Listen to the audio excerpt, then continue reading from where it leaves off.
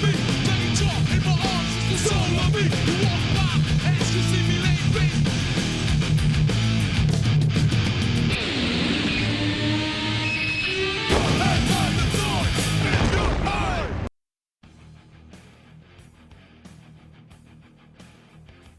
out there in internet land. This is episode 16 of the Stop the Damn Match Wrestling Podcast. I'm your host, Phil Lamington, and sitting to my left is a man who he really wanted to catch up on some sleep. He was tired. It's a bit past his bedtime. It's JB. How are you, my friend? It is a bit past my bedtime. Pussy. 4-hour pay-per-views. Could have been worse. True. Yeah, it could have been worse. It should be, though, like pay-per-views should not go for longer than 3 hours. Yeah, you got to cut that shit off at some point. Even WWE's starting to peg it back a bit. Exactly, but they still have 3 hours of Raw. True, but that has commercial breaks. Yeah, true. And sitting to my right is a man who was super excited about this show. And that's Dr. Sheamus. How are you, my friend? Not too bad. My excitement was justified. Yeah? Yeah. Right, so we just watched All Out, AEW All Out from Chicago. Illinois, yes. And it was a long pay-per-view. Like it was a fucking drag. No, it wasn't. It was actually pretty good, but it just 4 hours is a long time. It is a long time. 4 hours is a long time when you're already tired. Yeah. Right, so it opened with the Casino Ladder Match. Casino Battle Royal Ladder Match. Now, I didn't take a lot of notes on this because we were too busy stuffing our faces at the time. Tacos. Yes. Compliments to the chef. They were good tacos, mate. Indeed. Thank you. But the match did open with Ray Fenix versus Wheeler Yuta. The Ring of Honor Pure Champion? Yes. Yes. And because we've recorded this after Dynamite, days later, a week later, yeah, Wheeler Yuta is no longer the Pure Champion. Yes, and I'm losing it. To Daniel Garcia. Yes. Yes. But there was a lot of intense spots between Ray Fenix, Pentagon Jr. That guy, Claudio Castagnoli, A.K. Cesaro. Yep, and Andrade and Roosh. Yeah, it was good. It was good. And Dante Martin. Or Dante Martin's. Mr. High-flying specialty. Yes. Now, all these spots were amazing and everything, but then all of a sudden these guys dressed in black started bashing everyone up. And then Stoker, what's his name? He climbs up, grabs the chip, takes off his mask, reveals it to be him, and then the Joker gets brought out and he claims the victory of the match. This match was good until the ending. Like the ending where everyone just gets jobbed out to randoms, and then a manager takes a chip, and then the Joker comes down, and it's just... The guy that got the chip, literally, on commentary, said he's not even a wrestler. Yeah. The guy who claims the chip is, like, not even a wrestler, and a bunch of these, like, not even tough-looking, like, dudes in black just run out and bash, like, you know, Penta and Ray Phoenix and Cesaro, or Claudio, whatever his name is now. Just beats the piss out of, like, all of them. And then this, like, manager guy climbs up and takes it. It's like, oh. And then gives it to the Joker. It's like, I know you guys have been slammed through ladders and stuff. We've seen better ladder matches than this. But it was just such a weak finish. Yeah. Well, I mean, storyline, it's great, but such a weak finish and abrupt. Yeah. Really abrupt finish. Absolutely. Totally unexpected. Like, it was totally left field. That those ladder matches are usually very, very good. Like the North American championship in WWE. That ladder match was fucking amazing. The previous one that they had in AEW, the ladder matches have always been on point, which was a bit disappointing. You know, all the spots are great, as you said, until it hits right at the end. Yeah, the ending just fell flat. Yeah. If we didn't get the payoff at the end of the pay-per-view, I would have been even more pissed. No, I think that's the whole reason that ending had happened like that. Yeah. If that was a legitimate match, where there was going to be a legitimate winner out of the original guys, not including the Joker, you know, that was shaping up to be a good match, you know. But because of storyline, we got the ending we got. Which I'll give AEW that at least they're sticking to a storyline. Like they're keeping a storyline going through it, which is good in a way. Yeah. Well, I was going to give it a 4.5, but because of the silly ending, I demoted it half a point, so I gave it 4 out of 5.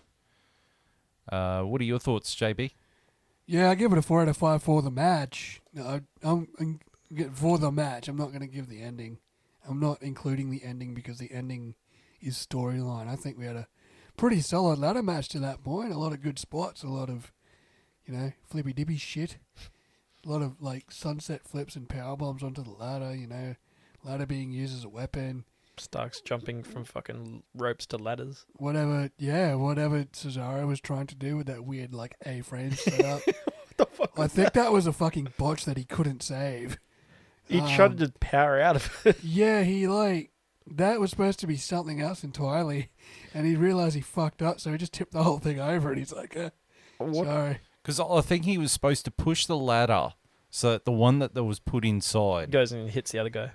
No. So that he would tilt it over, and the ladder would stand on the new one that they put through, and the other leg of the one that it's going through. Yeah, the ladder was supposed to be like up on a 45-degree angle. The other rung of the ladder, the other side of the ladder, would be horizontal. Wait. So you're telling me the ladder leg is meant to kick out its other ladder's leg? Yeah, it was supposed to kick out at 3. Did you kick the leg out of its leg? I mean, anyway, 4 out of 5. Yeah, 4 out of 5. What do you reckon, Shay? I'll give it a 4 out of 5 as well. It was a very solid ladder match. The spots itself, I'm not going to take points off for the ending because it led to other things later on down the track, and we'll get to that. Yeah. So the next match was the finals of the Trios Championship Tournament finals. Yes. I just kicked the leg out of my leg. It's late. So it's between the Dark Order, which was Alex Reynolds and John Silver, and Hangman Adam Page, versus the Elite, which was the Young Bucks and Kenny Omega. So for me, the MVPs of this match was Alex Reynolds and John Silver. Like, those guys were really solid in the ring. Yeah. But I mean, there was great wrestling between Kenny Omega and Hangman Adam Page. And I really want to see more of those two going at it, just one-on-one. Absolutely. They have a storied past. There was one point there where the Dark Order hit like a combination set where it's just one would hit one move on, I think it was on Kenny Omega, and then the other one would hit a move, and they just keep bouncing moves off the one poor soul. I think at one point they even hit a stunner. Yeah, it was all on Kenny. They also hit a pendulum bomb, which I thought that was pretty unreal. Yeah, it was pretty cool. And at one point, the Dark Order 2 guys, Silver and Reynolds, and the Young Bucks all super kicked each other at the same time and knocked each other out. Super kick party. That was like a predictable spot, but sort of cool, I guess. I think the biggest move of the match was The super kick, because that's all they fucking use. I'll get to that in a sec, but the biggest move for me was when Hangman Adam Page did that flipping power slam off the top rope with Kenny Omega. Yeah, that's pretty awesome. But eventually, Adam Page went to hit the buckshot on Kenny Omega, missed and hit John Silver, And then Kenny Omega pinned Silver, and the Elite won the Trios Tag Team titles. Such a surprising decision. I think might be leading towards Page going away from Dark Order, maybe. As much as I love him being the leader of them. Well, I mean, what happened after the show is pretty fucking irrelevant that they got the belts anyway. Very true. But we will get into that a bit later. But Seamus, while you're here, I might as well ask you, what are your thoughts and what score would you give the match? Well, it's no surprise that I like the Elite. I'm a big fan of those guys. They are incredibly talented, but I also really like John Silver and Reynolds. More so John Silver, he's just all-around awesome dude. Even if you watch him on the Elite channel, there he's just a funny dude outside of the ring as well. And of course Page being the leader of the Dark Order, the way that they did that, it was awesome. Like the lead up between him and Kenny was amazing as well. I've always been a really big fan of everyone involved. The match itself was really good. Of course, the Bucks, the spot masters, those two. You know, they do what they do really well. Silver was one of the MVPs of tonight. He always performs really, really well. And as you said, the tandem offense that they have, the trios offense that they have, was just, unparalleled. You don't see that in WWE, that type of offense. You see double teams, yeah, but the fact that they're leaning hard into trios tournaments. We've seen 3 trios matches tonight, and they're all good. It goes to show that they're willing, to put kind of the eggs in a different basket and go with that. So I give it a 4.5. It was a really good match. JB? Yeah, I'm going to give it the match 4 out of 5 as well. It was fast. Like, it was super quick for what it was. There was a lot of action packed into... Everyone was constantly moving. There wasn't a lot of, lull time in this match. Like, it was really quick. Almost to the point where you couldn't keep up. Like, when Kenny was getting slammed with, 5 moves in a row. It was so quick. Like, he was just... and he had to be in the right spot at the right time to make the moves look good. So it's a tribute to him. But highly athletic, high-paced, and, a solid finish. Yeah, 4 out of 5, definitely. I think trios matches, they just call them 6-man tags in the Fed, but I think there's a revolutionary sort of thing going on. Dude, maybe 2-on-2 tag matches will get a little bit stale. Now you've got that element of a third tag partner in there. The only problem with trios matches, they can drag on for a while. Like tag matches, usually, you get a good 15 minutes out of them. Trios matches tend to take a little longer. Especially, I think it was this match and the other trios match later with the Dark, what are they? Malachi Black and House of Black. Yeah, House of Black. Like that match had a lot of fake finishes and all that stuff. So that and I think this match wasn't devoid of them either. So that's probably my one gripe with trios matches is they can take a lot longer than a standard tag match. But overall, yeah, I thought it was a decent match. Well, there was actually 3 trios matches on this pay-per-view. Yeah, the AEW is just pushing the fact that you can have a 6-man tag over a generic 4-man tag and still make it exciting and still make it work. Well, I gave it 4 out of 5. And my complaints about the match... there are way too many super kicks in that match. What do you expect? It's the Young Bucks, dude. Yeah, but it was all they do. It wasn't even the Young Bucks doing them. It was super John kicks Silver doing a lot of super kicks in there. There were super kicks all over the card, man. Super kick has become the new new DDT. DDT, man. The next thing that really annoyed me, and I think it for me it kind of overshadowed the match, was there was too many people on commentary. Yeah. There was just people talking over top of each other. Like, you got Tony Schiavone trying to make a point, and you've got Don Callis just muttering on over the top of him. You got Excalibur trying to say something, and Taz is just running on with insider jokes or his usual gibberish, which I normally find really funny. But when there's four of them just rattling on over the top of each other, you can't even pick out what the hell they're saying. And it's just sitting there going, just one of you shut up. Yeah, and, JR's out there later in the commentary, he's the greatest colour commentator of all time. Dude can't get a fucking word in. Yeah. Dude can't get a fucking word in. You've got two of the greatest play-by-play wrestling commentators ever in Tony Schiavone and JR. Yep, and they're getting silenced. They get the quarter of the pie because the other three on commentary just need to get their spot in. Yeah. Taz needs to say something dumb. Excalibur needs to explain the advertising and the promo. Someone has to explain the backstory, and then you got that. What was that British guy at the end from the Combat Club?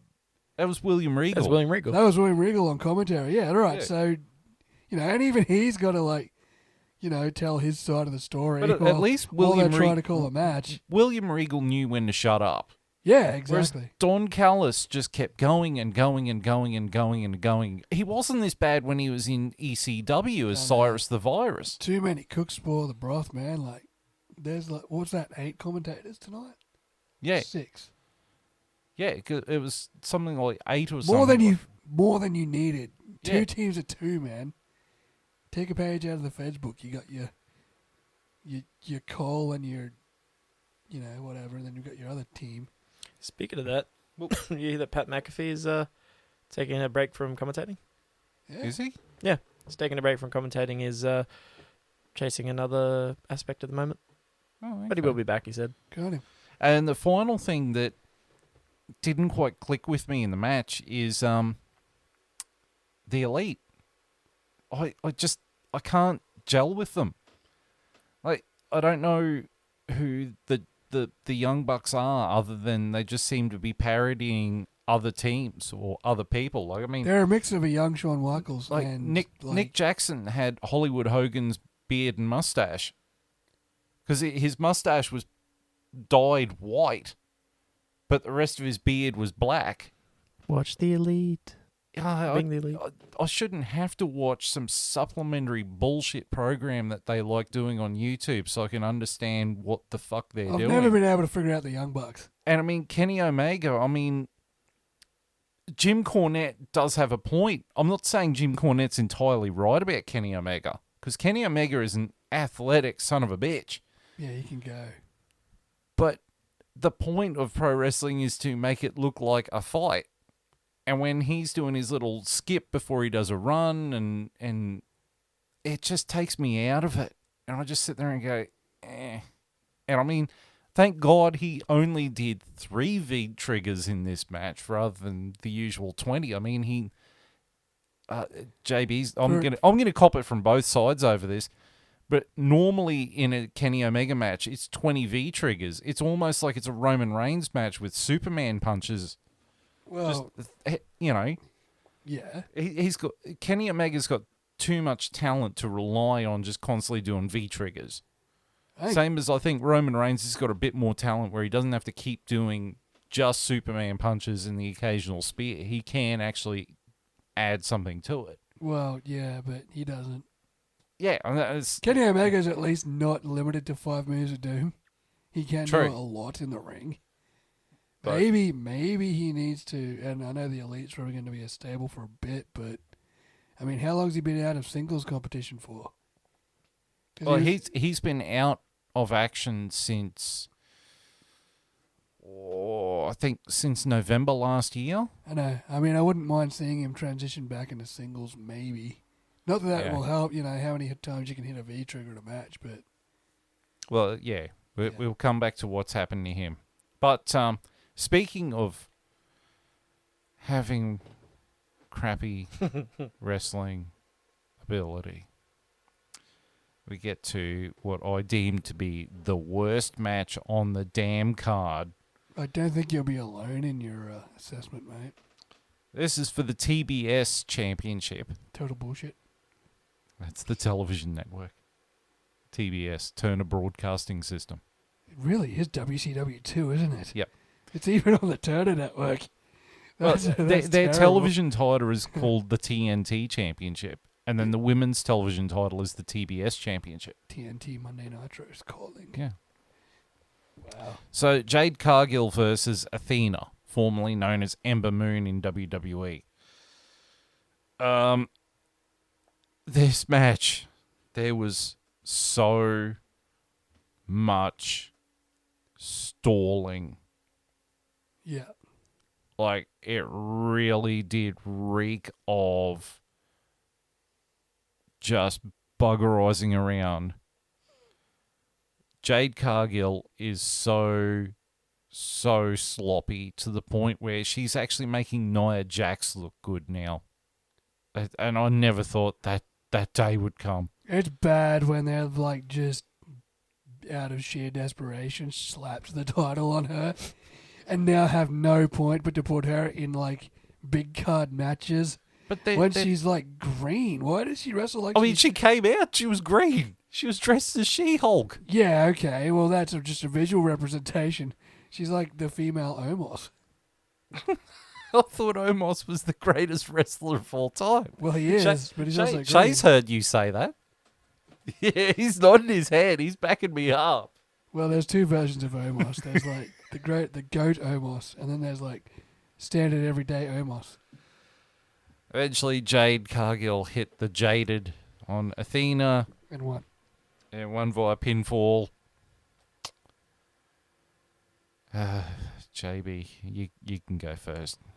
The parts I saw of this match, in between like scrolling through Twitter and going for pee,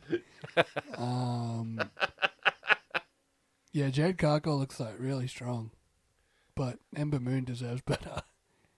Well, the sad thing is, Athena, sorry.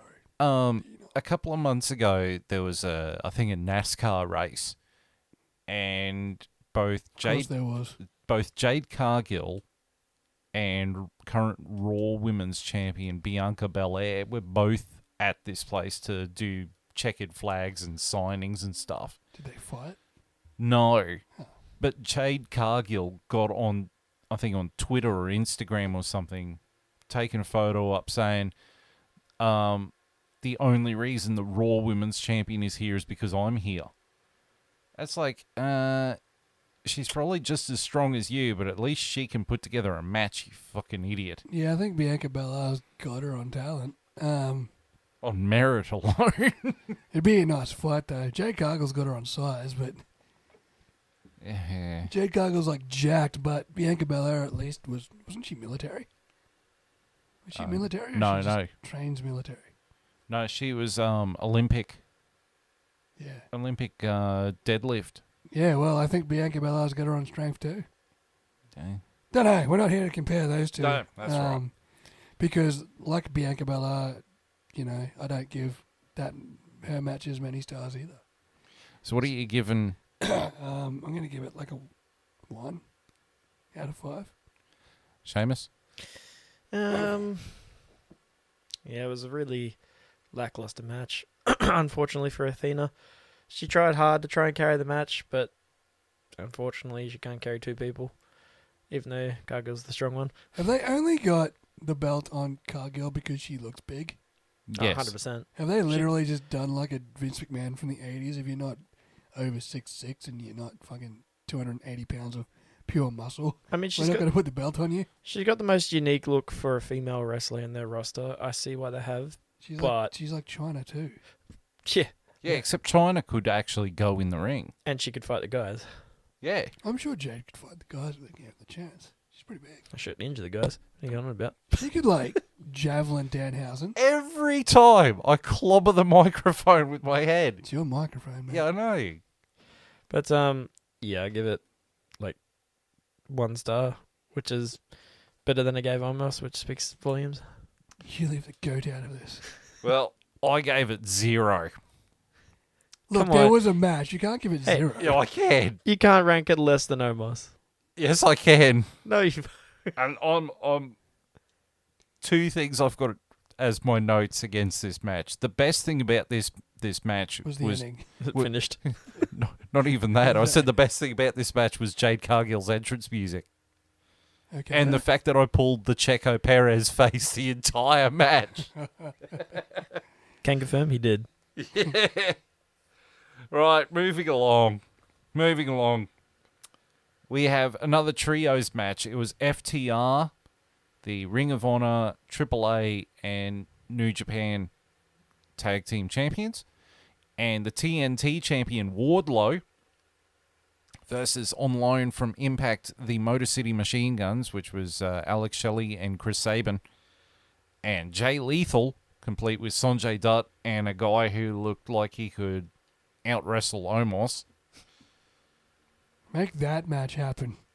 So FTR really are the best tag team in the world at the moment. I really like them. Like they I didn't know who they were, but I've seen them wrestle twice. And I'm a fan of them, eh? yeah, like they're really old school wrestlers. They put double team maneuvers in and it just looks smooth. Yeah. But they've also got, this was another notice I noticed about this match, is that they've got tag team psychology. They've got chemistry. They know how to be a tag team. No, but I mean, at one point, one of them, I think it was Dax Harwood, had put Chris Sabin on the mat, but Chris Sabin was facing his corner, so he ran around and got in between Chris Sabin and his corner. You don't see that type of logic. No, you don't. And it just made it more realistic. It made it believable. Yeah, absolutely. And Wardlow is a beast. Yeah, Goldberg. He's an Wardlow. absolute beast. He's a world champion in the future. Yeah, because it's WCW. AEW. Goldberg. Wardlow. TNT. I actually think he's got more in common with Bron Breakker. He looks, he's huge, but he actually looks rather athletic. Yeah. It looks like he could actually go in the ring a little bit. And he's got charisma. Probably more than Goldberg. He's got a lot of charisma. He can really work with a crowd. Yeah. I do love that the crowd just Goldberg chant his name every time he comes out. That dude needs sparks for his entrance, eh? Just do it. Just rip off Goldberg's entrance. You know you want to. I mean, when he was under MJF's control, he was walking out with cops anyway, in like handcuffs. I'm like, holy shit, it's Goldberg. Modern Goldberg. Yeah, except Goldberg with a ponytail and shit. No goatee. But it was nice to see the Motor City Machine Guns have still got their chemistry too. They can still go. I haven't seen them since TNA. Yeah. Well, they're on loan from Impact. Yeah, I know, but I haven't watched a TNA pay-per-view since 2010, dude, so... Or 2012. What are you chuckling about? You haven't watched a pay-per-view from Impact since 2010. It's been a while, dude. It's been a while. God, that was the evil I think era. Kurt Angle was still there, too. Yeah, that would have been when Hulk Hogan and Eric Bischoff had just showed up. Yeah. Yeah. And Dixie they just Carter, changed it over to a four-sided ring. I remember. No. I think I caught the tail end of the six-sided ring. Oh, okay. Yeah, because Kurt Angle was like at his peak. It must have been like 06. I was dabbling, but, whatever. Anyway, moving on. One thing that annoyed me about the match was there was a lot of outside interference. There was a lot of false finishes, too. And the outside interference was starting to get really cringe. But at one point, Jay Lethal hit the lethal injection on both members of FTR, which was cool. That was pretty awesome. But eventually, Wardlow hit the Powerbomb Symphony. Must have hit, 4 or 5 Powerbombs Yeah, there was a few. on Jay Lethal. The guy does a good powerbomb. And then got the pinfall and got the win. 5 powerbombs. Goldberg only needs 1 jackhammer, mate. What are you doing? Take some tips from the GOAT and move on. Shay, what are your thoughts on the match? When it comes to tag team wrestling, other than the Elite, much to Phil's dismay, the FTR are one of the best in the business, and the Motor City Machine Guns have been good since, back in Impact. I used to watch them quite regularly. But FTR are just ridiculously good when it comes to old school beat 'em up tag team wrestling. Like, if you want your typical tag team match, they're the ones to watch. Mm-hmm. Just as Phil said, the mentality of cutting the ring in half, that old school style you don't really see anymore. You see out in them, and that's why people love them. It's just looked really, really, really good, and it was just, as JR says, a slobber knocker of a match. What do you give it out of 5? I'll give it a 4. Pretty solid. JB? Yeah, give it a 4 as well. That was great. Actually, I think I did say that this match had too many false finishes, but I'm thinking of the Keith Lee match. Yeah, no, FTR's just, I love their work. I love FTR's work. I loved Motor City Machine Gun's work. And I love what they're building with Wardlow as a powerhouse. Yeah. So the match as a whole was just on its way up. There's a lot of good talent in the ring. Solid 4 out of 5.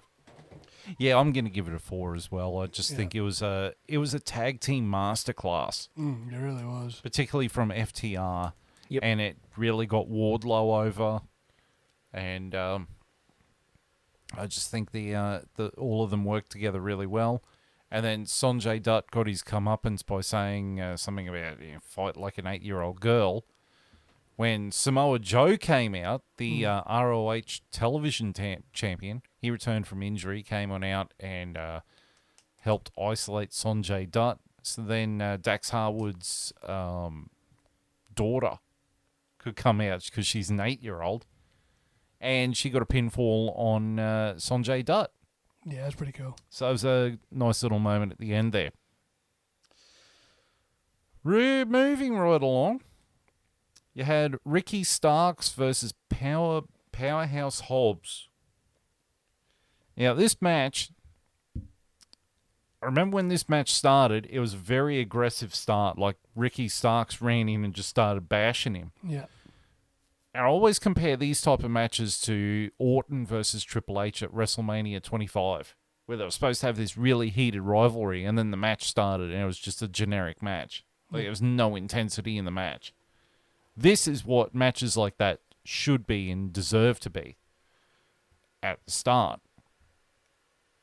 Hobbs is super strong. Like, he reminded me of Big E. Yeah, he's a big unit, man. He's got traps on him. I think even commentary said he's got traps on him like basketballs. He's got huge. Traps on top of traps. He's Just massive. absolute brick shithouse. Yeah. He's like what Jade Cargill is, but a male. And can wrestle. And he can go. Yeah, well, yeah. Not being sexist here, but yes, he can go.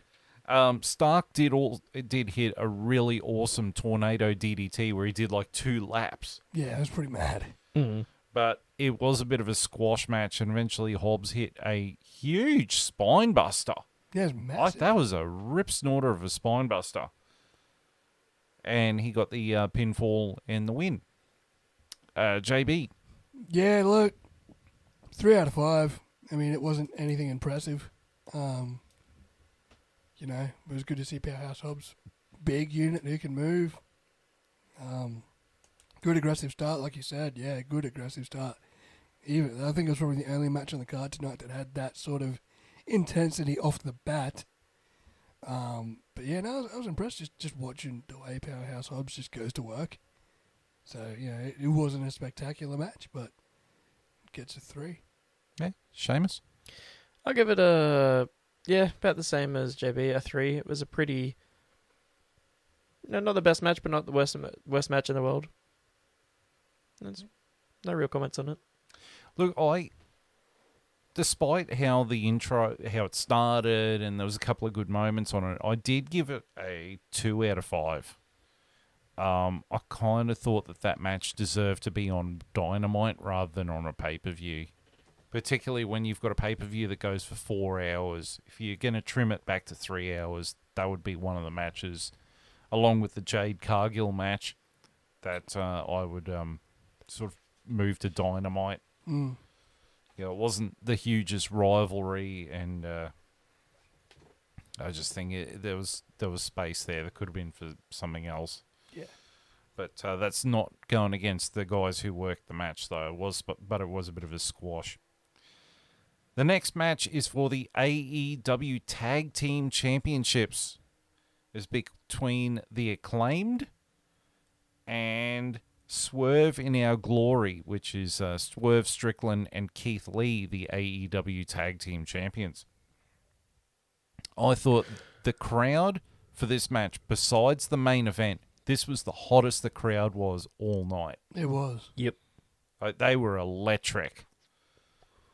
Keith Lee is also a beast. Oh, Like, they compared him to initially they compared him to Vader, but then I think Taz. Taz said no, he's got more in common with Bam Bam Bigelow, and I absolutely agree with that. yeah. Yeah, he is a modern Bam Bam Bigelow, and Bam Bam Bigelow was a freak back in the day. Mm-hmm. He was a freak that WWE didn't know how to fully utilize too. Yeah, well. At one point, Caster hit a flying cutter on Keith Lee. That was Which smooth. It was smooth as. Bowens fell off the second rope and possibly hurt his knee, which became a story for the rest of the match. Was he couldn't do X amount of things because something was up with his knee. Yeah. So Swerve worked over the knee a lot during the match. There was a massive double chop from Lee, where I think it was Bowens was in the corner, and he just hit him with a double chop, and it was just Yeah. almost Gunther level. Yeah. Yeah. Yeah. Bowen's like doubled over. He's like, "Ooh, that was legitimately painful. Thank you." And Taz saying, I think he slapped his areolas off. Typical Taz commentary, man. Eventually, Lee hit the pounce on his own teammate. There was a couple of times where Lee clobbered his own teammate, which I thought was quite funny. The tension did ramp up at various points. I think this was the match where there was a lot of false finishes. Yeah. The Acclaimed hit Swerve with the mic drop. I think that was on the outside of the ring. Yep. Eventually, Caster hit the Death Valley Driver on Keith Lee, which popped hard with the crowd. The Acclaimed hit another mic drop. And then Swerve hit the Death Valley Driver on Caster on the apron. That's the hardest part of the ring. Yep, hardest part of the ring. But eventually, Lee hit the assisted power bomb. Yeah, with Swerve on the top. Yep. And then Keith Lee got the pinfall and the win to retain the Tag Team Championships. Much to the dismay of the crowd. Sheamus, thoughts on the match? This match was a very, very good tag team match. Probably the best tag team match of the night, and that's saying... Actually, I take that back. It's not the best match of the night, but it was the match that the crowd was most hot for in tag team wrestling tonight. Yep. And the second one, obviously, to Punk and Mox, but we'll get to that. The Acclaimed are incredibly over right now, and I am slightly annoyed that they didn't win tonight. Considering how over they are at the moment, they definitely should have won and, made the crowd happy, give them something happy to go home about. If they don't become tag team champions soon, it'll be a damn shame because you don't want them to go cold. Yeah. They keep themselves relevant, which is really good. And Billy Gunn is there too. Who better to help them with tag team wrestling than Billy fucking Gunn? Yeah. One of the best tag team wrestlers of all time. And even seeing Billy get involved there. It was with Billy. It was kind of a shame seeing him go away from the Gun Club, but the Acclaim definitely can utilize him a lot better than that, which was really cool to see. The physicality of the match was really, really good. Between Strickland and Keith Lee. Keith Lee is incredibly talented for someone of his size to be able to move the way that he does. It's ridiculous. It's always a pleasure to see him in the ring. Swerve is also really, really agile for someone as tall as him because he's quite tall. And the Acclaimed put in a really, really hard effort. They made him seem like the underdogs, which they were. In that match, that had that kind of underdog feeling because Keith Lee and Swerve are massive, like they're giants. But yeah, I'll give that match a 4. It was a really solid tag team match, and it was really cool to see a really hot crowd. That's not CM Punk. JB? I was going to give this match a 4, but I'm bumping it down to 3.5. How dare you? Yeah, nah, man, too many false finishes for my liking. Did love the chemistry between the Acclaimed and Keith Lee. You know, very fast match, very physical match. But yeah, look, too many false finishes for my liking. But I do like the way that AEW kept the crowd hungry by not giving them what they wanted, because it was so clear that they wanted the Ascension to win that match. But then again, when two men and their tagline is "Scissor Me Daddy," you don't deserve to win a fucking lot. Especially with the ass man Billy Gunn out there, and his T-shirt literally says "Scissor Me Daddy Ass." I don't think you say that in the real world without getting some sideways glances or possibly a slap to the head. But that said, good match. But I did bump it down to 3.5. I didn't like the false finishes, but I did like the way that AEW, didn't give the crowd what they wanted. Kept them hungry. I think the Ascension will be champions. Acclaimed. Sorry, the Acclaimed, not the Ascension. Will be champions by very, very soon. Probably the next pay-per-view. They're hot. They can't afford it, not have the belts on them. Yeah, I gave it a 4.5. For me, it was actually the match of the night. Like, I enjoyed it the most out of all of them. There was a lot of matches on here to enjoy. I thought it was great storytelling. And despite the fact that the champions retained, you could see that there's actually cracks in their team with how many times they were bashing each other by mistake. And it was just a lot of chemistry between the four guys in the ring, and it came through on the screen, it came through from the crowd, so 4.5 for me. The next match is for the AEW Women's Interim Championship, because Thunder Rosa's had to, she's got an injury, and also she's running away scared from Britt Baker and Jamie Hayter, who actually hate her in real life. So it was a four-way match between Australia's own Tony Storm, Jamie Hayter, Dr. Britt Baker, DMD, and Hikaru Shida. Now, it was fast and frantic action all the way through this match. Like, it just kept going and going and going and going. There wasn't a dull moment with it. But I also noticed that Tony Storm was the busiest person in the match. Like, there was hardly a moment where she wasn't working. Yeah, she was everywhere. And that's not saying Jamie Hayter wasn't, because Jamie Hayter was working her ass off too. Yeah, absolutely. There was some chick named Rebel who got involved, and she copped a double headbutt from Shida and Tony Storm, which, that was a nice moment. Yeah, yep. Shida got dragged up the entranceway and beaten up with a kendo stick by Britt Baker and Jamie Hayter, because Jamie Hayter and Britt Baker are actually in a faction together. Then, while the referees were attending to her, which actually had the commentators going, "You only need one referee to help her. Someone get the ring and pay attention to the match." Mm-hmm. Storm was getting done over by the pair of them. Eventually, Hikaru Shida returned with two kendo sticks and started swinging for the fences. At one point, I think Britt Baker was in the corner, and Shida suplexed Hayter into Britt Baker, which was a nice little spot. Got a little chuckle from me.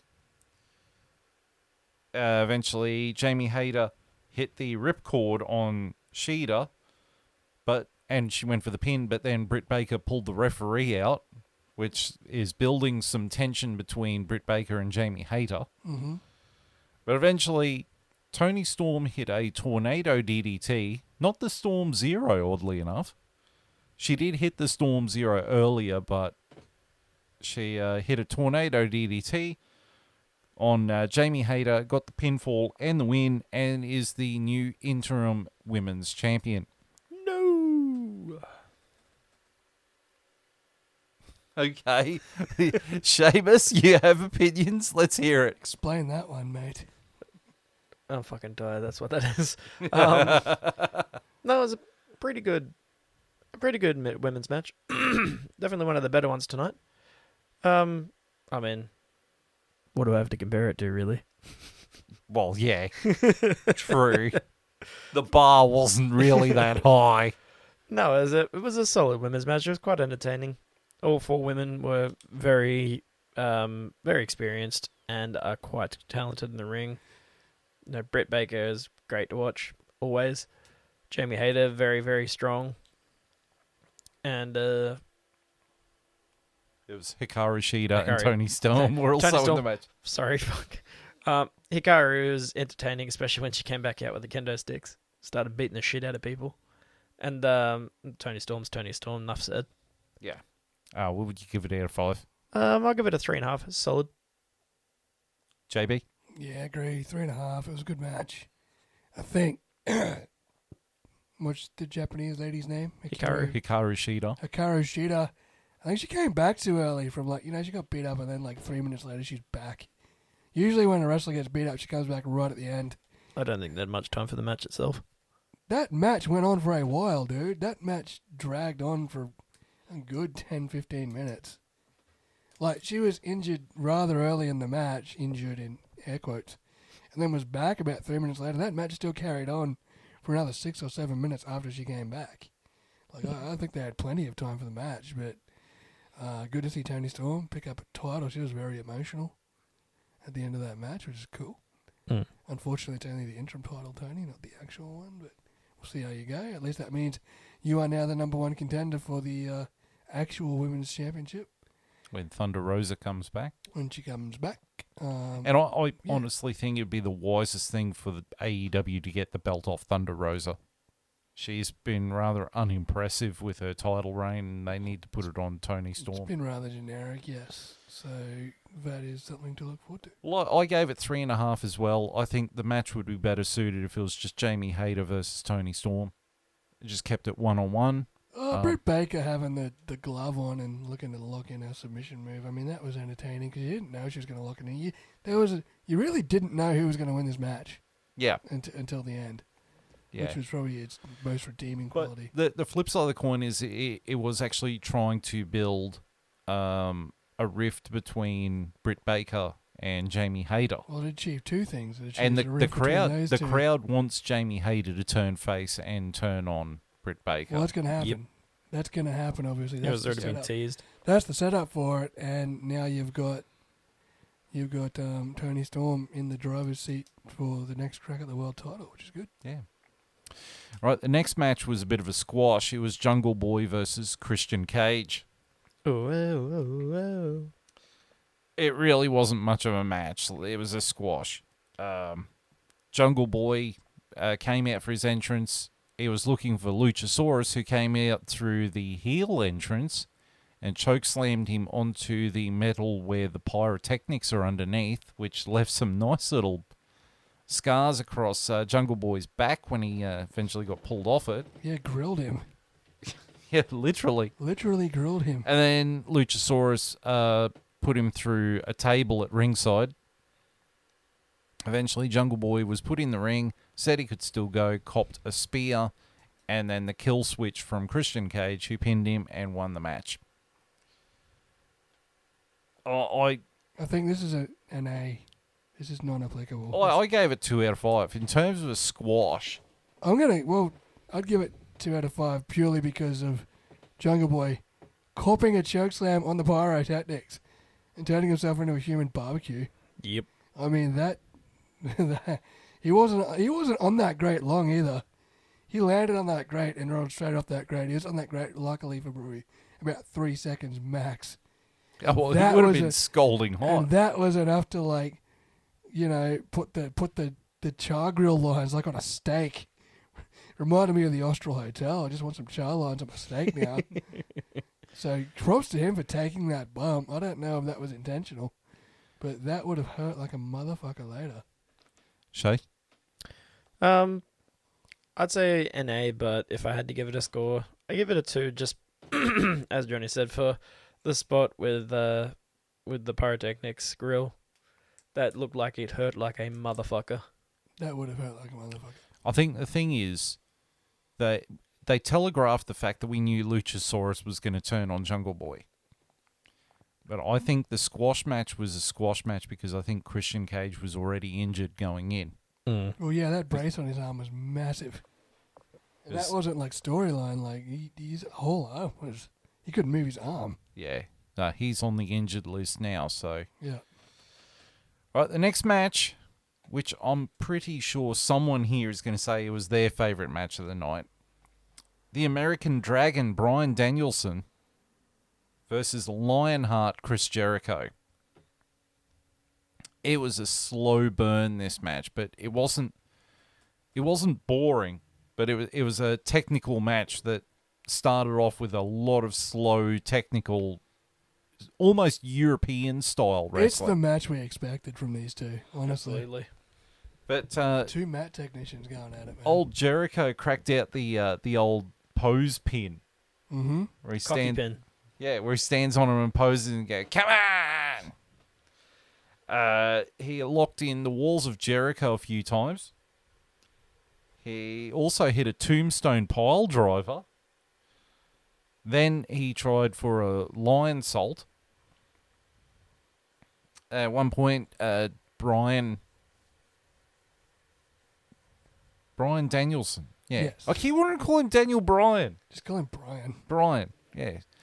He locked in the LaBelle lock, formerly known as the Yes lock. Jericho went back to the walls of Jericho. Eventually, Jericho also hit the Code Breaker, which it's almost like it was a Jericho's greatest hits of movesets here. Mm. And then he cracked out the Lion Tamer and actually did it properly. Yep. Bryan hit his running knee. Like, it's got some Japanese name, but I'm not even going to try and pronounce it. It's That's a B. Yeah. It's a running knee, damn it. Yeah. Yeah. Don't you say what you were going to call it. Starts with a B. Daniel Bryan locked in the cattle mutilation twice, which had Sheamus going, oh, wow, it's the cattle mutilation. Yeah, it's a movie he hasn't pulled out since his old Ring of Honor days. But eventually Jericho hit a low blow. I think it was a mule kick. Took him straight to Dick Kick City. And then hit the worst finisher ever. The Judas Effect. God, that sucks, that move. It's such a crap finisher. And Jericho wins by pinfall. We'll go with JB first. 3 out of 5. Solid match. Loved that Jericho came out to his ECW music in Lion Tamer gear. You know, original retro gear. You know, hit, and as you said, hit the who's list of Jericho moves. I think he hit every single finisher he's ever done. Lion Salt, Walls of Jericho, Lion Tamer, and the Code Breaker, and the Judas Effect. Yeah, he did. He used every single one. That's his entire list. That's his 1,004 moves. He didn't hit the roll-up pin. He pretty much hit the 1,004 moves. You got to hit the roll-up and pin. a low blow. He did do an armbar. Oh, excellent. I don't think he did a 3-handle cretenza though, but you know, we'll let him off for that. That was a good match, good technical match. But yeah, no, the Judas Effect's a shit finisher, Chris. Considering you ran through your entire repertoire of finishes, each of them better. And you want, and he didn't even hit it flush. No, it was still a terrible fucking Judas Effect. Shay? I give this one a 4 stars. Both of those competitors. It's fucking Daniel Bryan and Chris Jericho. I mean, you can't really get two better technical wrestlers in wrestling at the moment. They are very, very good at what they do. Submission specialists in their own right. You know, Chris Jericho having the Lion Tamer and Walls of Jericho, and Daniel Bryan having a lot. Yeah. Everything else, basically. Pretty much everything else. LaBelle lock and the cattle mutilation and the running knee and The diving headbutt. Diving it, which he did pull out, which I was very surprised and or scared that he was doing again. he's not going to murder his family yet. God. But yeah, this match was very good. Slow, yes, But that kind of match you want to be slow. You don't Yeah. want them to go a million miles an hour, and because there's no point after Yeah, that. it was a slow burn. Yeah. I will admit though, Chris Jericho's in a lot better shape than he was when he first got to AEW. Absolutely. And Yeah. He the was like man's, the Pain Master and he was fat as shit. man's old as fuck. He's like mid-50s and looking good, man. He's slimmed down a lot. Absolutely. He's actually got a six-pack now. I Dan- didn't even think he had a six-pack in WWE. Daniel Bryan. Like the end of his WWE run, he had the proper dad gut going on. Bryan Danielson is ripped as fuck too. He has Yeah. no fat. Yeah. Yeah, no, it's good. Yeah, I gave it 4 out of 5 as well. I did feel the ending was a little bit flat in terms of like dick kick and then the worst ever Judas effect. Hey, it's a foil of AJ Styles, the dick kick. But I thought it was a really solid technical match and it lived up to expectations. And Omos was involved. So then the next match was another trios match. Sting, Darby Allin, and Miro took on the House of Black. So I got to admit, for half this match, I zoned out. I just something didn't click with this match with me. But towards the end, it picked up. Like Sting put Malachi Black in the Scorpion Death Lock, and he must have busted his eye open because he had claret pissing out of his eye. He did, yeah. And then Buddy Matthews and Brody King tried attacking Sting while he was in the Scorpion Death Drop, and he just no-sold it and just yelled at them. That's pretty cool. Eventually, Sting hit the Scorpion Death Drop on, I think it might have been Malachi Black. And then Darby Allin hit the Coffin Drop. And then Miro went to attack Buddy Murphy outside. Buddy Matthews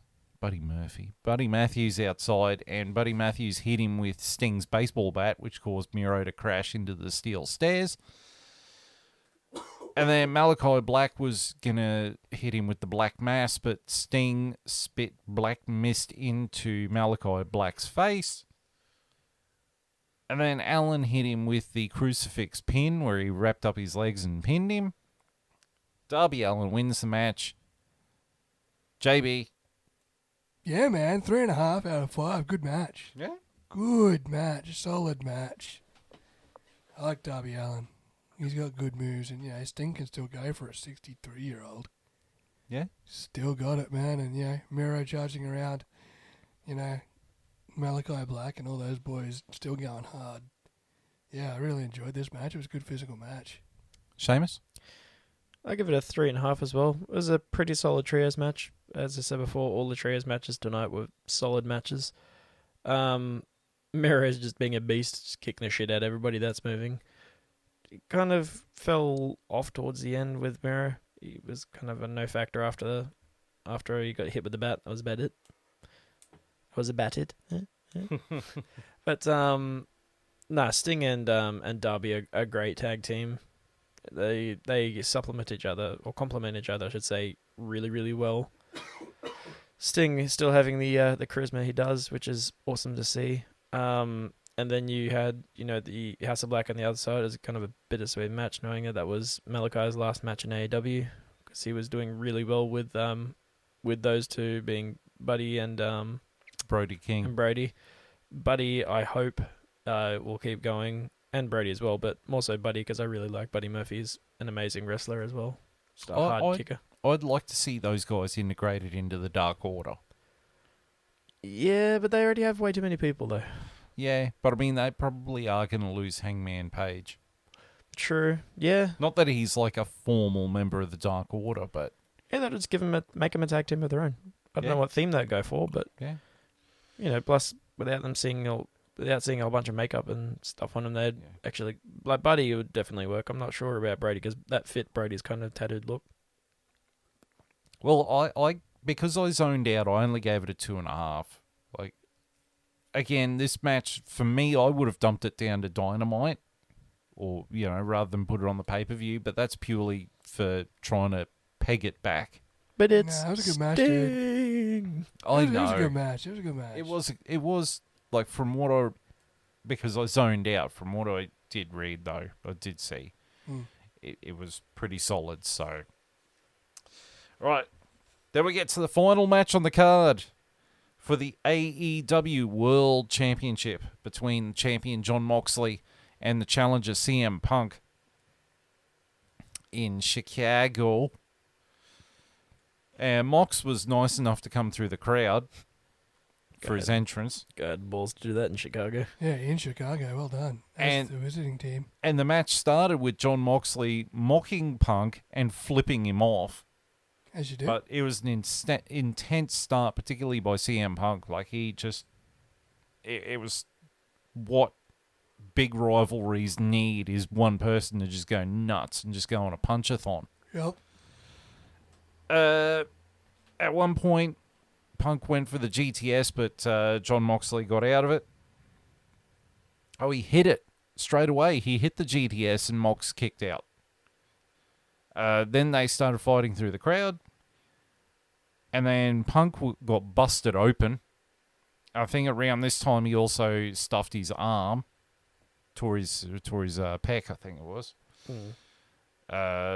Eventually, Mox locked in the STF, which I thought was a bit of a nod to Punk versus versus John Cena 11 years ago. Yep. Mox then swapped over and locked in the figure 4, which is an unusual move. And then CM Punk brought back the Anaconda Vice. Haven't seen that for a long time. Mm-hmm.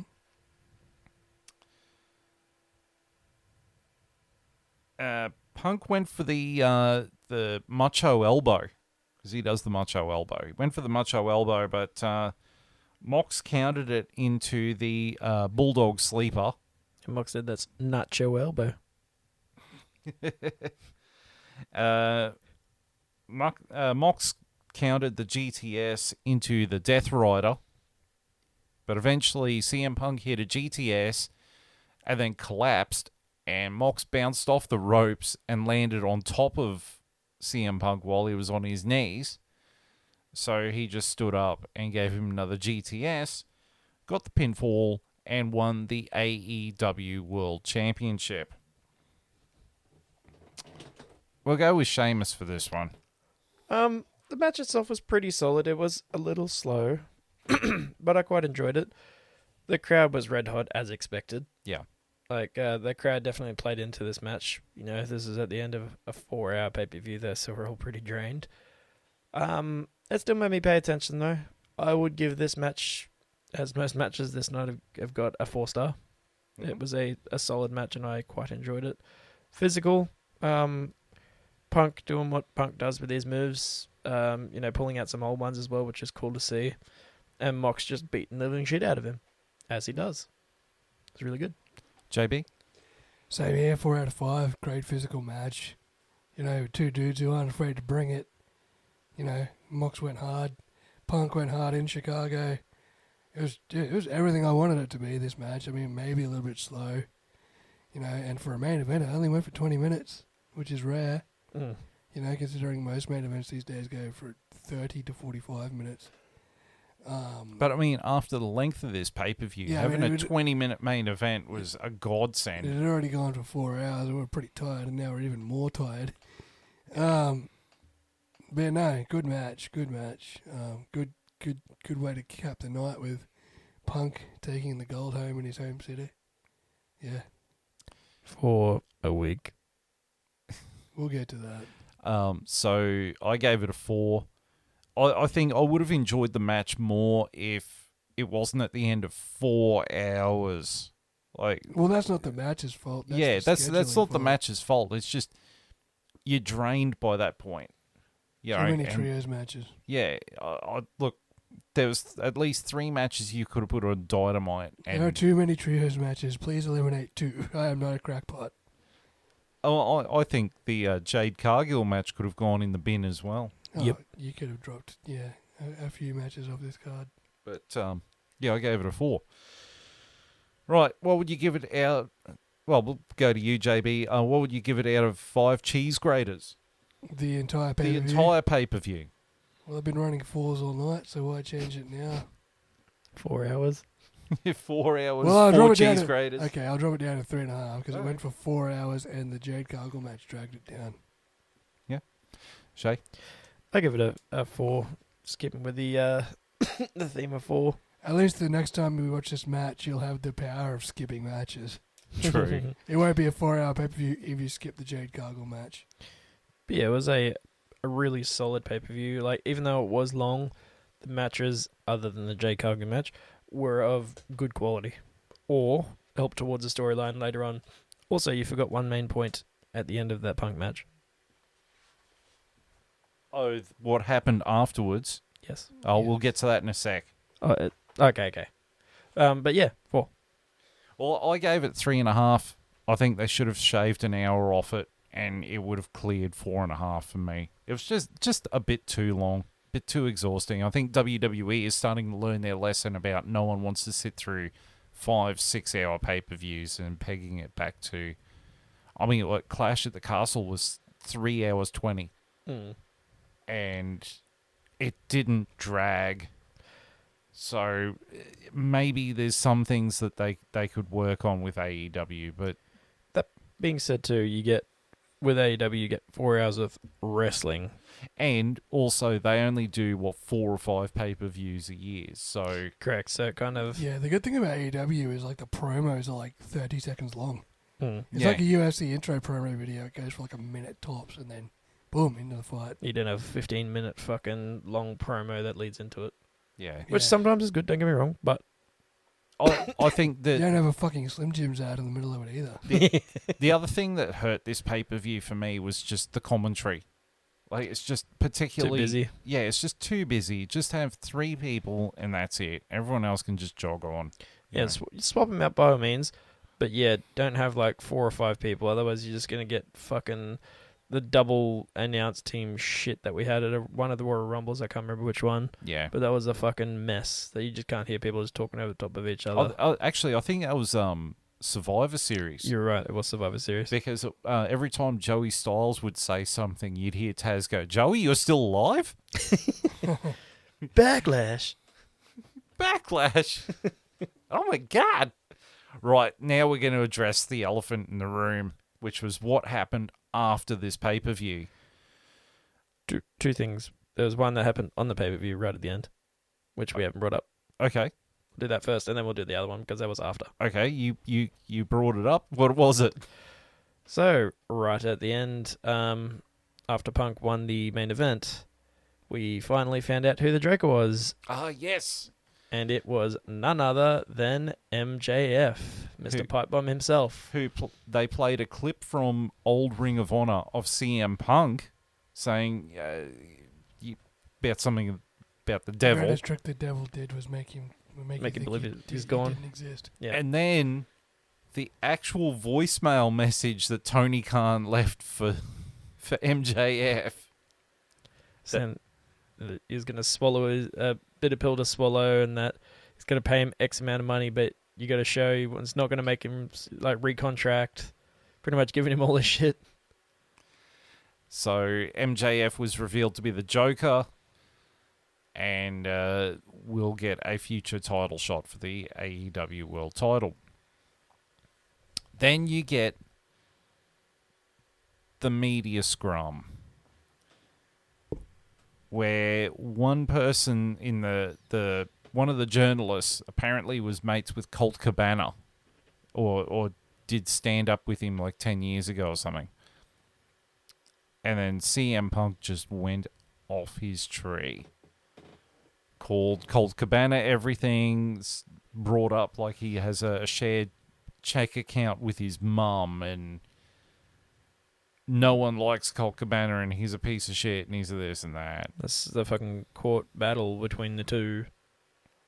And then had a crack at Adam Page, because Adam Page in a promo a couple of months ago had a crack at him to his face, but he's decided to bring it back up now.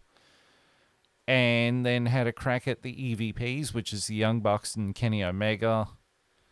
And the whole time, Tony Khan is sitting beside him, Not really saying, geez, Punk, you should shut the fuck up.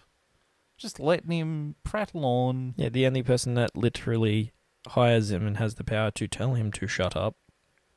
Is just sitting there going, smiling, grinning like a fucking idiot. And Shitting then, bricks. and then, so CM Punk leaves, goes into his dressing room, and the Young Bucks and Kenny Omega want to have a word. Now, the rumor is they kicked down Punk's dressing room door. Apparently, they didn't slap the thigh when they did. Was it a double super kick? It It probably fucking was. had to be.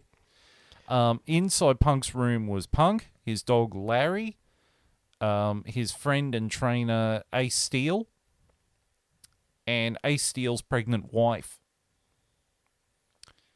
And the Young Bucks and Kenny Omega came in and wanted a word about all the stuff that he'd said. Also, apparently in there was Christopher Daniels, who's, I think he's head of talent at AEW, and some other people who were like backstage agents or whatever. Now, halfway Colour and that were there too. yeah. Now, halfway through the media scrum, all this is going on when a security guard rushes in and grabs Tony Khan and says, "We got an issue." So he buggers off. He goes outside, and Chris Jericho's sitting there going, "Yeah, man, there's stuff going on down there. You need to go deal with that." Like, Tony Khan, for me, has just completely shit the bed in terms of running a company. In terms of talent relation, And he's everyone's hot under the collar. And he's And he's doing nothing about it. He's picked the worst time to do it when you've got a WWE that's resurgent with Triple H Yep. running the place. Yep. I mean, it's the last time you want to, the worst time. And now it's public. That there is shit going down. That there is trouble in paradise. That there is genuine heat. WWE was so good for so long at keeping all this like blow up backstage shit private. But all this shit's out in AEW. Like, everyone knows that this has happened now. Everyone knows that, the Bucks and Punk have heat. There's all these fights. There's all these falling outs. MJF quit of his own accord, and, Tony Khan had to beg for him to come back on an audio clip that's been publicly played now. There's also rumors that the Bucks have asked to get in contact with Papa H. Yeah, they've sent feelers out to. If that happens, the two EVPs leaving the company that they helped make will cripple them. Well, their contracts are not up until 2024. But still, the fact that they're putting their feelers out, two of the people that helped make the business. And you know who they've spoken to. You Yeah. know who the feelers are going to. That's exactly right. They're going straight to Cody. Yep. If the Young Bucks go to WWE, Kenny's going to follow. Kenny will follow, Paige will follow. AEW. Punk's already pretty much fired. Yeah, well, he's been suspended and he's out injured because of his torn pec, so he's going to be gone for 6 to 9 months. I feel like him being out injured might save him from being fired. Well, apparently Ace Steel was the one who was going to get fired because he shouldn't have been involved. And he bit Kenny Omega, like, what the fuck? Yeah, He and he threw a chair Yeah. At Matt Jackson. Matt, yeah. Yeah. I mean, this is childish bullshit, though. I honestly thought Sasha Banks and Naomi walking out, dumping the women's tag titles and walking out mid-Raw was pretty bullshit. But then you get this, and you just look at Tony Khan and go, mate, you've lost control of your own company. Yeah, man. You can sit there and talk up an amazing game until the cows come home, but you really have you've shit the bed, mate. And it's public. Like, none of this is hidden. Everyone knows almost every detail of what happened. And, now you know that someone's going to get fired. Oh, the Punk's going to get fired. What? Now Punk's going to get fired, and Ace Steel's going to get fired. The Bucks are looking to walk. And if they walk, Kenny Omega's going, this could be the end of AEW. And they've only been around for, 3 years? Look, I don't think it'd be the end of AEW. I think it'd be a nice It would sort set of them reboot. back. It will fucking set AEW back half a day. Oh, yeah. Because if they lose Paige, Kenny, and the Bucks, that is majority of their star power. They have Jericho, they have Sting, Jericho's getting Moxley. old. Moxley. Sting's mid-60s. Brian, Claudio. Claudio. There's 5 star names, like big names that everybody knows. They lose Punk and the Elite. That is like over 50% of their star power. That everybody. They lose that's Punk, man. Forget about hosting pay-per-views in Chicago anymore. Yeah. Don't even worry about it. Well, here's something that MJF said in a promo. MJF as well, actually. That's Yeah, well, I one of the mean, stars. MJF's contract is still up in 2024. Mm. And apparently Papa H is really keen to hire him. And I think there might be a chance that MJF does jump ship. Yeah, the biggest heel in pro wrestling jumping ship. That's a mega move. Yeah, look, That is a mega move. It feels like WCW. Yeah. It feels like the old school. Now that Triple H is actually in there, it's not one sided. Like, it's not AEW is just shitting all over WWE. Now that they're actually a legitimate threat again to actually the talent, actually thinking, oh, maybe it's worth going to WWE now that they actually have someone in charge that knows what the fuck they're doing. Bobby Fish just left. He's going back to WWE. Yeah, well, he wants to punch the shit out of Punk. Oh, yeah, I don't blame him. They have legit heat, both of those guys, by the way. Colt Cabana's been demoted to Ring of Honor because Punk came in and they didn't want any issues, so they sent Colt Cabana to Ring of Honor. Look, I used to be a really big fan of CM Punk. I used to, I thought he was cool and everything. And then, We all did. Now he just realizes he's fucking stirring the pot. well, I reckon he went into that media scrum pissed off and wanting to pick a fight. That was predetermined what he was going to do. He's made AEW look dumb. He's made Tony Khan look stupid. I can absolutely understand why the Young Bucks and Kenny Omega, and if Paige was there, because Paige had already left the building, if Paige was there, he would have wanted a word as well. Because this is the company that they've built up. Yeah, they put their names on the line for this Yeah. company and, seen it thrive. And then for him to come in, with a fucking chip on his shoulder, sure, it's fair that he comes in with that because he come with a lot of sway. But for him to come into that against people that have helped bring it up is ridiculous. Yeah, like it's almost like he's just cashing in on their hard work. Yeah. Like just show up and go, oh yeah, I'm here. I'm the biggest star you've got. Hero worship me. Oh, by the way, you're a fuckhead, you're a fuckhead, you're a fuckhead, you're a shithead, you're a dickhead. Blah, blah, blah, blah, blah, blah, blah.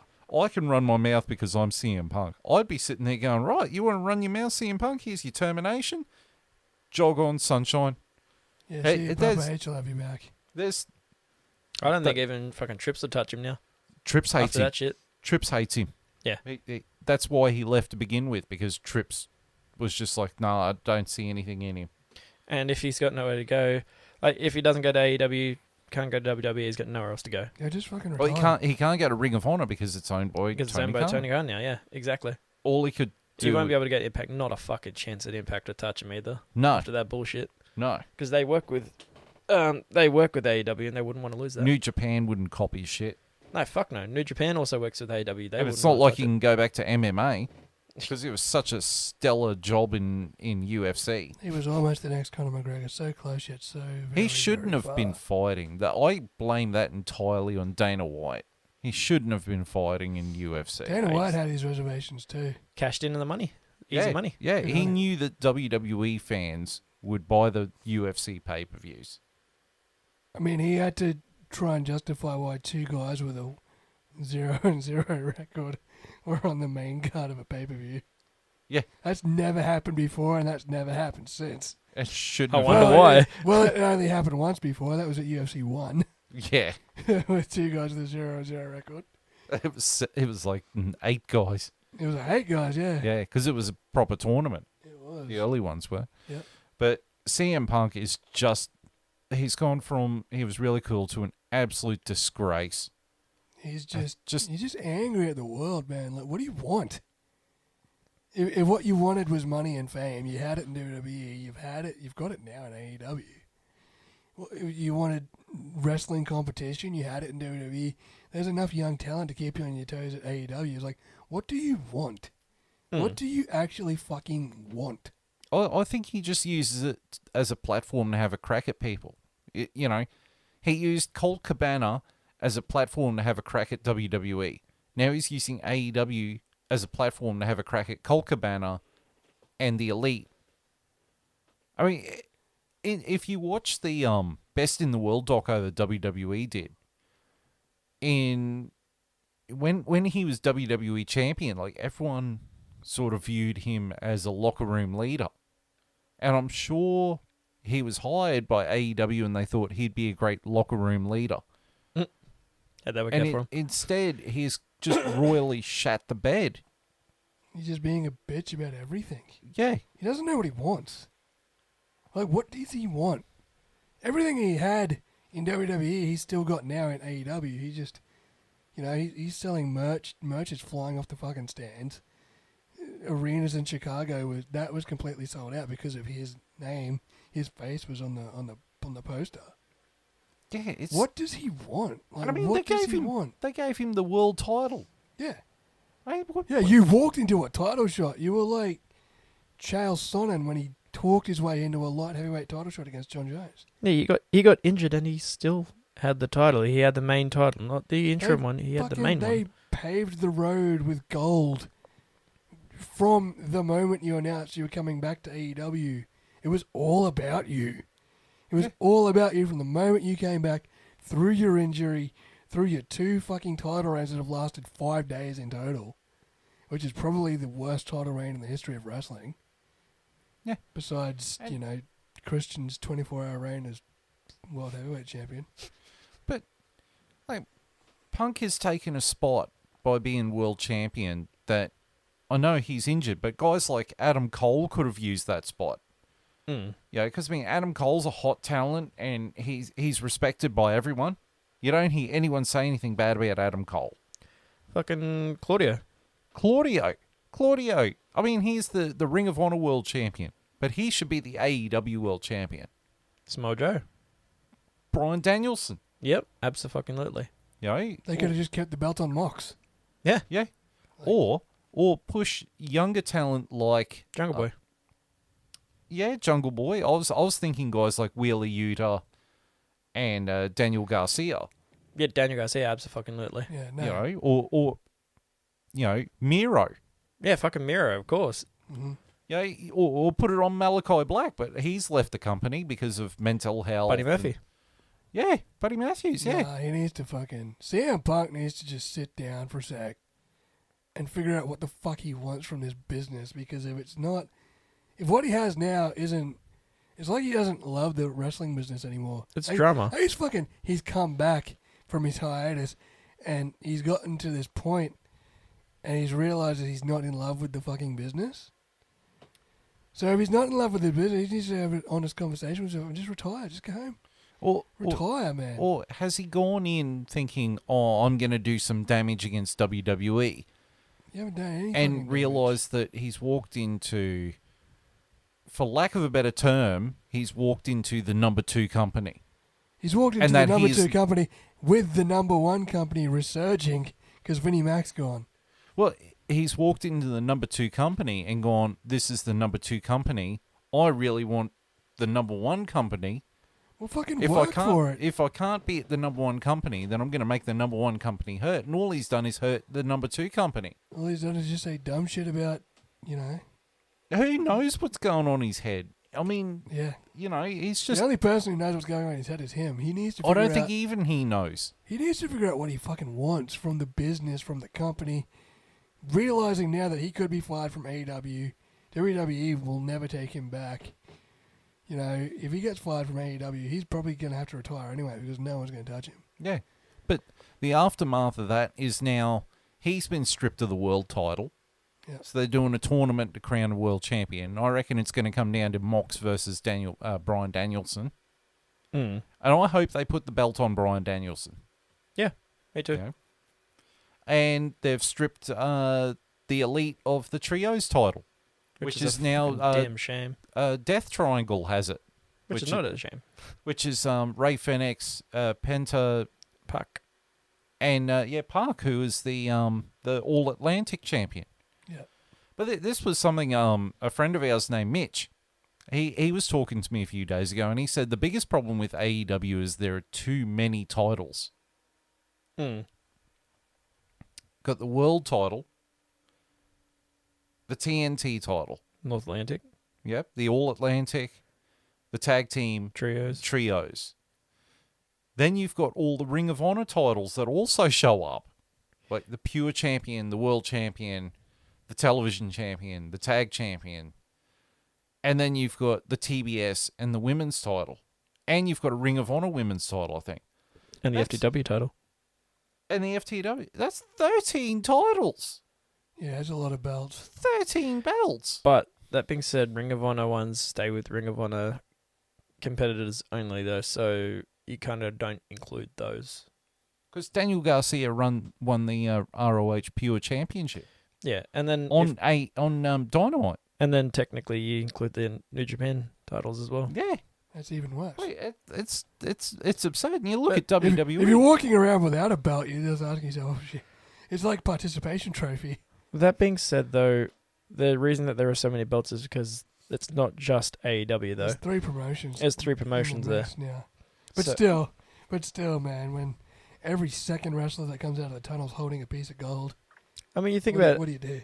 if you put NXT and WWE titles together there, that's quite a few there. Well, you've got Universal, World, IC, US, NXT, North American, Raw Tag, SmackDown Tag, NXT Tag, 24/7. There's 10, You got women's title, 11, women's tag. I think they brought back too. Didn't Yeah, they? Women's Tag. 12. So you got Raw Women's, SmackDown Women's, NXT Women's, Women's Tag, NXT Women's Tag. So that's 15. Yeah, so there's more, straight up. Yeah. But that's over 3 programs. Yeah, it's also over 3 programs with AEW as well. Yeah, It seems like a lot, and until you actually put it in perspective like that. That's what I thought too, but I'm like, wait a minute, that's across a lot of brands. But I think the difference is that you've got, or supposed to have, X amount of titles on Raw.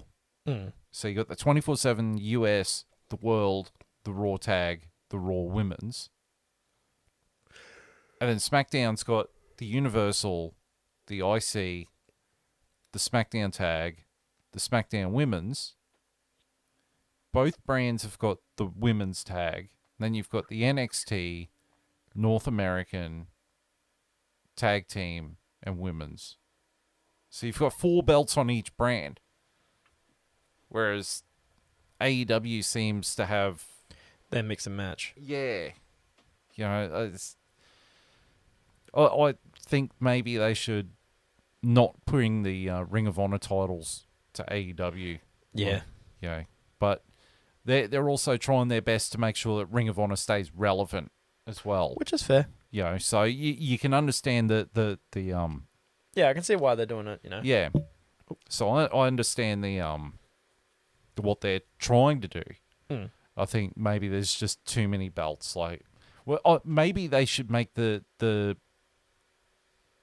big decision to unify the trios and the tag belts, and just have the trios. Nah. But then No. that means FTR's got to incorporate someone else into their act. Exactly. You know, it's yeah. I mean, Wardlow worked though. Yeah. But yeah, just AEW just seems to have been turned into a mess, and it's just showing that Tony Khan really isn't that great a leader. At least it's still entertaining to watch. Yeah, but when It's a you shit show, but it's entertaining. but when you've got Raw and SmackDown, which are also entertaining to watch again, Mm. I never thought I'd say those words, but you know, Papa H has turned it around. Hmm. It's a shame that they had to close down NXT UK. They unified the titles there, but they are bringing NXT Europe next year because Tripp's big plan is he wants a NXT Europe, NXT Asia Pacific, Should be us. and Japan, and I think he wants an NXT Canada. E. And I think he wants it somewhere around Calgary. Which would make a lot of sense. You know, if he's going to do an NXT Canada, put Bret Hart in charge. Mm-hmm. Easy. You know, have it a completely different style from the other NXTs, like all the other NXTs. No, put Shawn Michaels in charge. He's in charge of NXT 2.0. Put him in charge of Calgary. Sorry, I had to do that for Adam Wilborn from What Culture. He's always sitting there going NXT 2.0. Can you imagine Shawn Michaels being in charge of fucking Calgary? Oh God, he's been there. He's booed out of the building until he apologised to Bret Hart. Right, so we're going to wind this up now, but the next pay-per-view, I believe, is WWE Extreme Rules. It is.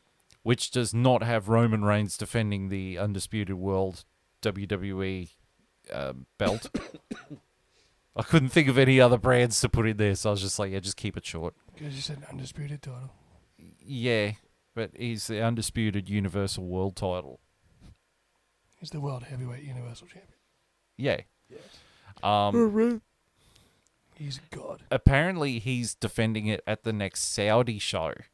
Oh, God. He's not even defending it at Survivor Series. And by defending, you mean he's going to win there because their titles never change hands over there.